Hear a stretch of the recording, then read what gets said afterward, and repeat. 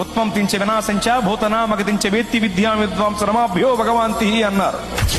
అంటే దేవుడు అనబడిన వాడు సృష్టించుటకు సంహరించుటకు తగిన శక్తి కలిగి ఉండాలి.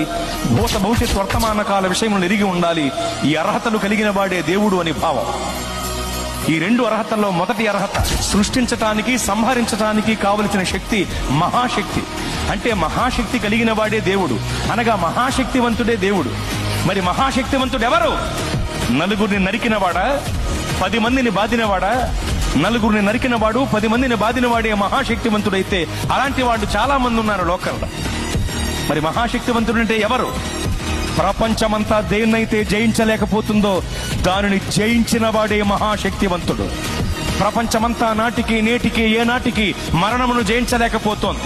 మరణమనే మహమ్మారి మర్యాద లేనిదై మానవ జాతిపై విరుచుకుబడి మరణ మృదంగాన్ని మ్రోగిస్తూ విజయ వికటట్టహాసం చేసి వెర్రవీగుతుంటే మరణమనే మహమ్మారి యొక్క పీచమణిచి దాని ముళ్ళు విరిచి మరణమును జయించి తిరిగి లేచిన మహాశక్తివంతుడు యేసు ప్రభువు వారు మాత్రమే.